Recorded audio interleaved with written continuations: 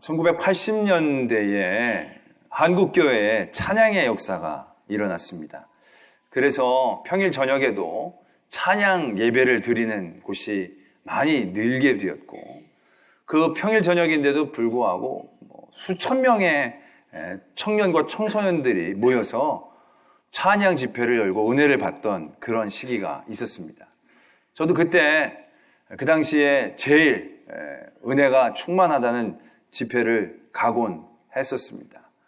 가면 정말로 평일 저녁이었는데도요, 청소년들, 또 청년들, 중고등학생들도 너무너무 많이 와서 정말 뜨겁게 찬양하고, 우리나라에 소망이 있네, 막 그런 생각이 들 정도로 막 은혜를 받고 막 기도하면 막 다들 막 전혀 그럴 것 같지 않은 인상의 아이들이 막 엉엉 울면서 회개하고 자복하고 막 결단하고 막 그러한 역사들이 일어나곤 했었습니다.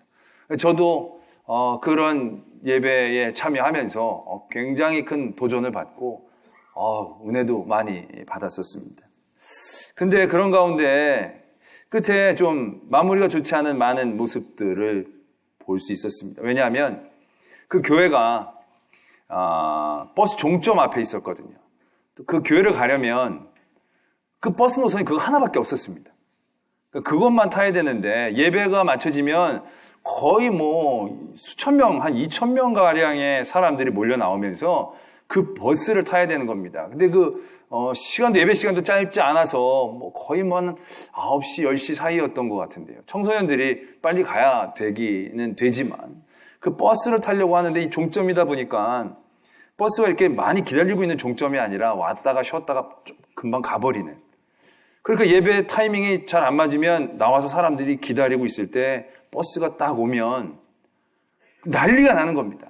또 맨 앞에서부터 버스가 딱 입구를 맞춰주면 그래도 괜찮은데 앞에 뭐가 더 있어가지고 찬양이 중간에쯤 돼서 딱 쓰면 문 앞에 있는 사람들이 할렐루야 그러면서 막 들어가면서 내게 은혜를 베풀어 주셨다라는 스님들은 막 들어가면 아우성이 나는 거죠. 그리고 나면 그 차가 떠나가면 또 한 몇 분 또 뒤에 올지도 모르니까 다들 그 버스 타려고 막 애를 쓰던 모습들을 보게 되어집니다. 종전까지만 해도 그 안에서의 표정들은 완전 천사 같은 모습이었습니다. 근데 버스를 앞두고의 그들의 모습은 마치 전쟁터에 나가는 군사처럼 필사적으로 그 차를 타야 되겠다는 그런 전의가 엿보여진다는 거죠. 문제는 그 가운데 또 그 동네에 계시는 분, 예배를 마치고 나온 분이 아니라 동네에 계신 분이 그 차를 타려고 하는데 그 사단이 나면 완전 그 사람은 난리가 나는 겁니다. 막 얘기를 막 하고요. 그래서 막 엉키고 성키면 뒤에서 그런 외침들이 들리곤 했습니다. 하나님은 질서의 하나님이십니다. 막 이런 소리들. 그럼 사람들이 아멘 그러면서도 막 서로 막 이러면서 그런 모습들을 떠올리게 되어집니다. 오늘 하나님께서 말씀하십니다. 하나님은 무질서의 하나님이 아니시다는 거죠. 무질서하게 은혜를 막 주시는 그러한 종류의 분이 아니다라는 겁니다. 줄 서 있는데 중간에 차문이 열린다고 할렐루야 아멘에서 들어가야 되는 거, 이게 하나님의 은혜가 아니다라는 얘기죠. 그러면서 분명하게 우리에게 얘기하십니다. 오직 화평의 하나님이시다. 그러나 하나님이 무질서를 싫어하시고 어지러운 걸 싫어하시고 질서를 사랑하시고 화평을 사랑하시는 하나님인데, 하나님이 원하시는 그 질서라는 게 우리가 생각하는 그런 단순한 순서를 의미하는 것은 아니다라는 얘기죠. 단순히 순서로 누가 먼저 이런 개념이 아니다라는 걸 우리는 분명히 알아야 됩니다. 이거 굉장히 중요한 의미입니다. 고린도전서 14장에 이 앞에 이 무질서의 하나님, 화평의 하나님의 이러한 고백이 있기 직전에 어떤 얘기들이 적혀져 있느냐면 대단한 인류 평화와 큰 혼돈의 얘기가 적혀진 게 아닙니다. 어떻게 보면 굉장히 사소한 얘기로부터 시작을 합니다. 14장은 고린도 교회의 여러 가지의 아주 세세한 일들을 가르쳐주는 그런 부분 중에 하나인데, 고린도 교회라는 게 이게 교회가 개척되고 세워진 지 오래된 교회가 아닙니다. 사도 바울이 금방 가서 전도하고 세운 교회이죠. 또 고린도라는 지역 자체가 말하자면 그 당시에 굉장히 세상 문화가 그냥 가득 찼던 곳입니다. 모든 향락과 우상 숭배와 이단 이런 것들이 가득 찬 곳이다라는 얘기죠. 각종의 인종들이 모여 있고 굉장히 믿음으로 지켜나가기 쉽지 않은 곳이었다는 거죠. 근데 그때 하나님의 성령의 역사가 그곳에 일어나서 교회가 세워지고 그 교회가 부흥하기 시작했다는 겁니다. 그러다 보니까 여러 가지의 문제점들이 발생하게 되어집니다. 거기에 대한 해결하는 방법들, 거기에 대하여 가르침들을 주시는 게 이 고린도 전서의 말씀이다라는 거죠. 그 중에서 오늘 우리가 보는 14장의 말씀은 방언과 예언에 대한 말씀을 하고 계십니다. 방언과 예언을 받아라, 중요하다, 이런 얘기를 하는 게 또 아닙니다. 그건 이미 12장에 성령의 은사에 대한 얘기를 하면서 이런 은사가 있다, 얘기가 이미 됐고요. 14장은 아마 고린도 교회에서 그러한 부흥이 있었으니까 반드시 성령의 역사가 있었을 것입니다. 그러니까 그 안에서도 방언도 하고 예언도 하는 분들이 아마 적지 않아 있었을 것입니다. 근데 그러한 일들을 통하여 약간의 혼란이 생겨났던 것 같습니다. 그래서 그런 부분들 세세하게 이 14장에서는 조목조목 가르쳐주고 계신다는 거죠. 방언 참 좋지만 방언은 너와 하나님과의 비밀스러운 언어이기 때문에 교회에서는 그걸 막 방언을 하려고 하지 말라라는 얘기죠. 만약에 그것이 꼭 해야 되는 뜨거움의 역사가 있다면 번역하는 통변의 은사를 받은 사람하고 같이 있어라. 그래서 너가 하나님과의 그런 방언에 대한 기도를 옆에서 얘기할 수 있도록 하는 그러한 구조를 꼭 만들어라. 그때만 방언을 해야 된다. 그렇기 때문에 방언보다는 예언을 더욱더 열심히 해서, 예언이라는 게 너 앞으로 어딜 가라 저기 가라 이거 해라 그런 종류의 예언이 아니고요. 보면 그 사람을 향하여 하나님이 주시는 가르침, 어떻게 믿어야 될지에 대한 어떤 방향성에 대한 얘기들이 더 많이 담겨 있었던 것 같습니다. 그런 예언을 사람들 앞에서 하면서 사람들에게 유익함을 위해, 교회를 위하여, 덕을 세우기 위하여 그런 일들을 해야 될 것을 당부하고 계신다는 거죠. 그러면서 그런 일들을 할 때에 차례를 지켜야 될 것으로 다시 말씀이 흘러나가게 되어집니다. 누가 방언으로 말하거든 두 사람이나 많아야 세 사람이 차례를 따라하고 한 사람이 꼭 통역할 것이고, 통역하는 자가 없으면 교회에서 잠잠하고 자기와 하나님께만 말을 해라 라는 겁니다. 예언하는 자는 둘이나 셋만 말하고, 더 많아도 더 많이 할 필요 없이 둘이나 셋만 하고 나머지 사람들은 그걸 듣고 분별하도록 하는데, 예언을 하는 순서도 어떤 사람이 감동을 받아서 그런 가르침으로 가르치고 있는데 갑자기 옆에 있는 사람이 갑자기 또 감동을 받아서 가르치기 시작하면 자기는 거기서 딱 멈추고 그 사람이 계속 얘기할 수 있도록 기회를 주고, 또 그 사람은 그 다음 사람에게 그렇게 또 다른 사람들이 시작하면 자기는 멈추고 그 사람에게 예언할 수 있도록, 그렇게 하나씩 예언할 수 있도록. 왜? 모든 사람들이 다 배우고 권면을 받게 하기 위하여 그런 차례를 지켜야 될 것을 얘기하시면서, 하나님은 무질서의 하나님이 아니고 화평의 하나님이다 라는 말씀을 하고 계십니다. 이것도 어떤 보면 아까 마치 순서와 차례를 잘 지키는 것에 대한 얘기를 하고 있는 것 같아 보이지만 그렇지 않습니다. 이게 순서를 정한다는 게요, 생각보다 명료하거나 분명하지 않거든요. 예언을 하는데 어떤 사람이 예언을 막 시작했는데 예언을 시작하면서 뭔가 자기가 얘기해야 될 본론이 얘기되어지기도 전에 누가 옆에서 갑자기 툭 튀어나오면 되게 복잡해진다는 거죠. 자기가 말할 거 다 하고 그 다음에 차례차례 튀어나오면 괜찮은데 그게 어디 쉽겠냐는 거죠. 어떤 사람과 동시에 누가 탁 터졌을 때 누가 먼저 말하는 게 맞는지, 이게 쉽지 않은 겁니다. 아까도 제가 그 찬양 집회 끝나고도 보면요, 사람들이 줄 서기 싫어서 줄을 쓰지 않는 게 아닙니다. 상황이 그렇지 않게 되어진다는 거죠.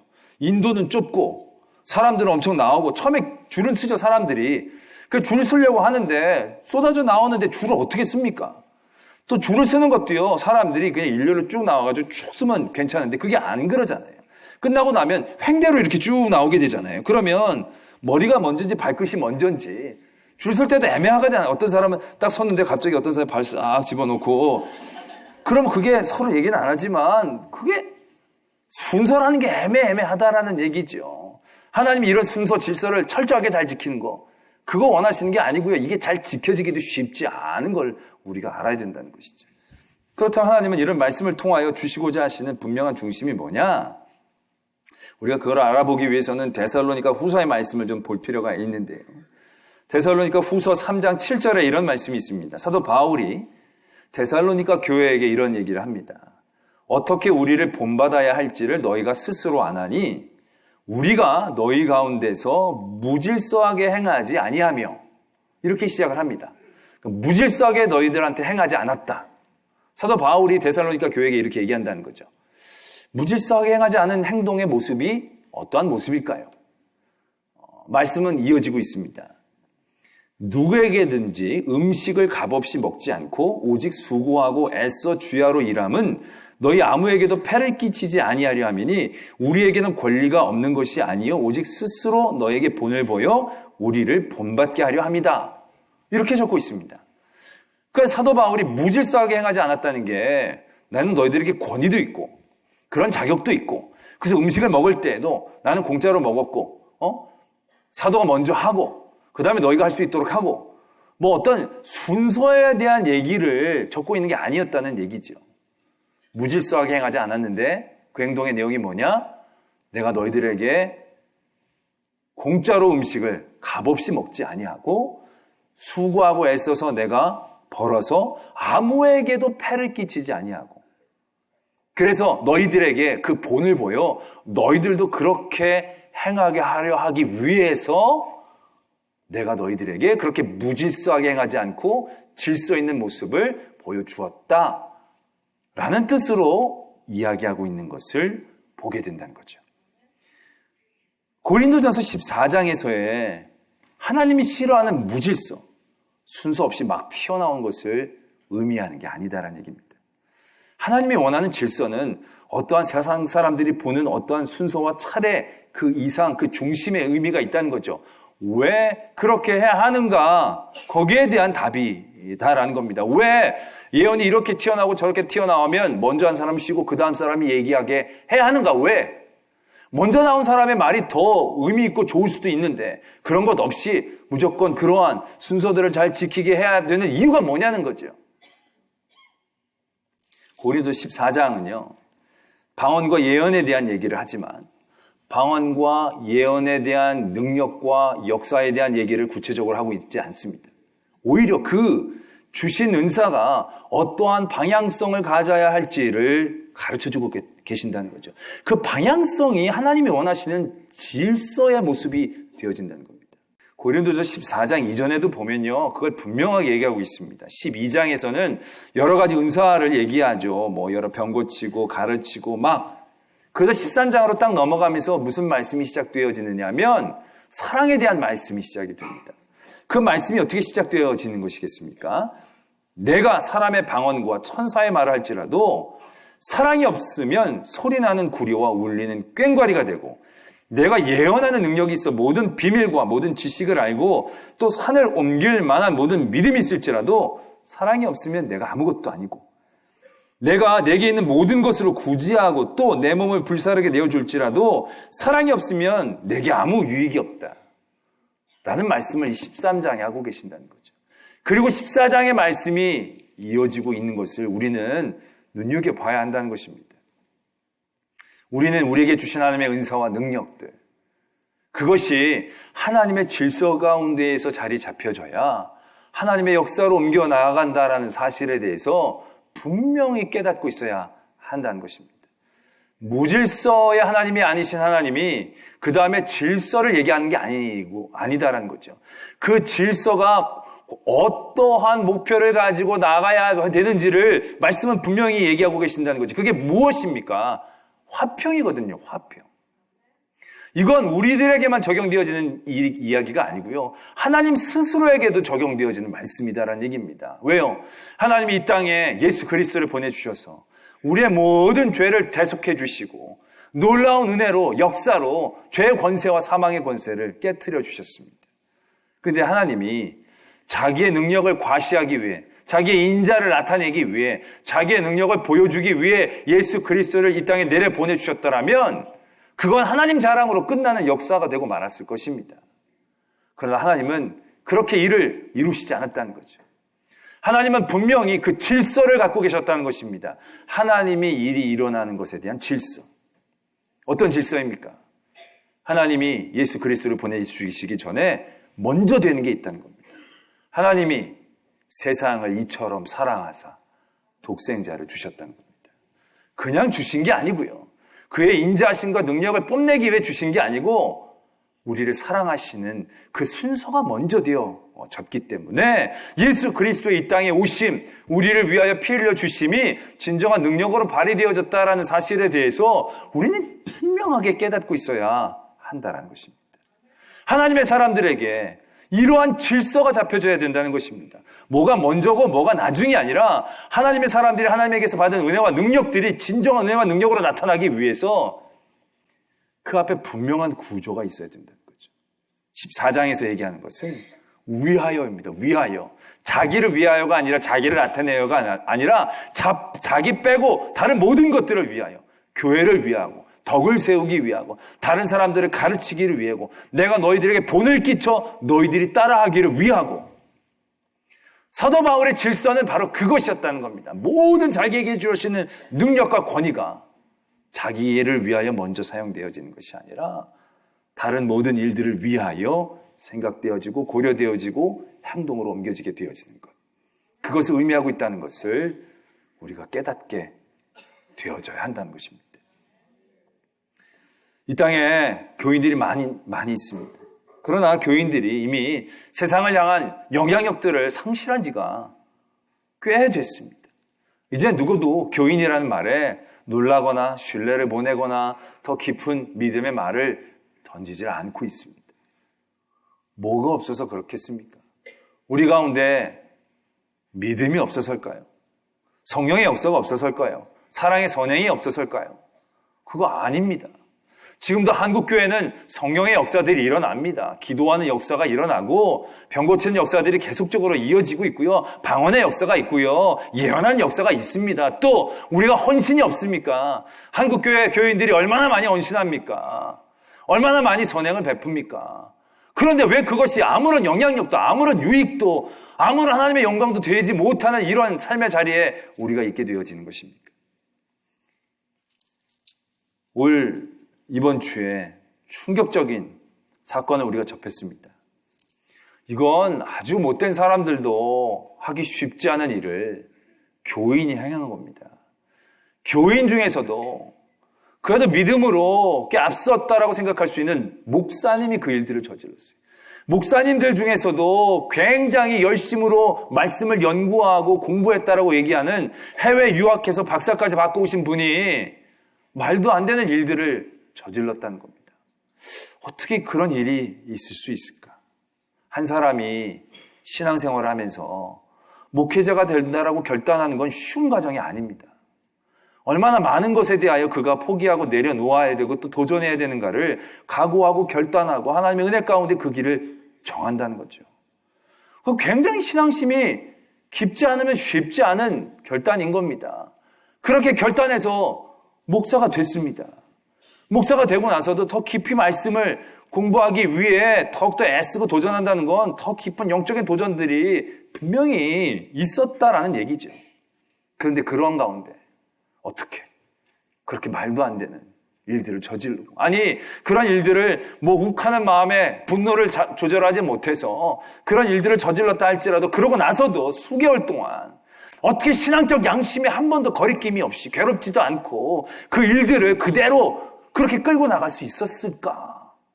이해하기가 쉽지 않다는 거죠.